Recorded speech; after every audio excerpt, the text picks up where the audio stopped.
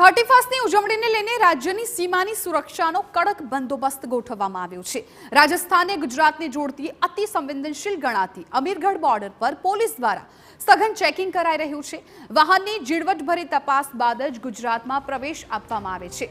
શકમંદોની breath એનાલાઇઝરથી અને body Warne camera દ્વારા તપાસ કરવામાં આવી રહી છે। ફર્સ્ટની ઉજવણીને લઈને સમગ્ર રાજ્યમાં પોલીસનું ચેકિંગ છે અને એનું કારણ એ છે કે 31ની ઉજવણી શાંતિપૂર્વક થઈ શકે।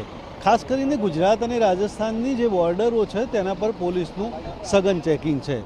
જે ગુજરાત અને રાજસ્થાનને જોડતી અમીરગઢ, પાંથાવાડા, સરહદ છાપરી, ગુંદરી અને ખોડા બોર્ડરો પર છે ત્યાં પોલીસ આ બોર્ડરો પર દરેક વાહન ચાલકને ચેક કરી રહી છે। જે પ્રકારે બ્રેથ એનાલાઇઝર છે તેના દ્વારા પણ ચેકિંગ થઈ રહ્યું છે।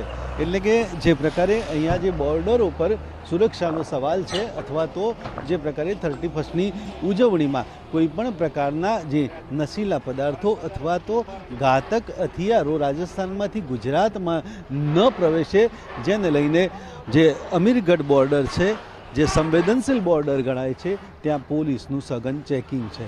જે પ્રકારે વધારાની પોલીસ છે તે પણ અહીંયા ગોઠવવામાં આવી છે અને રાઉન્ડ ધ ક્લોક 24 કલાક ચેકિંગ ચાલી રહ્યું છે। 31ની ઉજવણી જે પ્રકારે સુખ અને શાંતિથી થાય અને જે પ્રકારે અહીંયા કાયદો અને વ્યવસ્થા જળવાઈ રહે તે હેતુથી પોલીસ ચેકિંગ કરી રહી છે।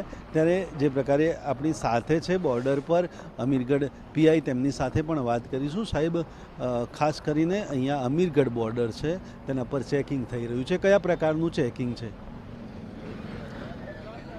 બનાસકાંઠા જિલ્લાનું અમીરગઢ પોલીસ સ્ટેશનમાં આવેલ ગુજરાત અને રાજસ્થાનનો જોડતો આ મહત્ત્વનો રસ્તો છે, જે આ ચેકપોસ્ટ ઉપર 24 કલાક પીએસઆઈ તથા અન્ય પોલીસનું સઘન વાહન ચેકિંગ ચાલે છે।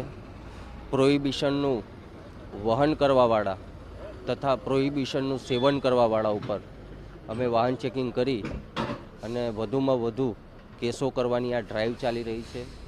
અને 31 ડિસેમ્બર આવે છે, જેમાં કોઈ કેફી પીણું પીને અહીંયાથી નીકળે અથવા કોઈ પ્રોહિબિશનનો મુદ્દામાલ લઈ નીકળતા હોય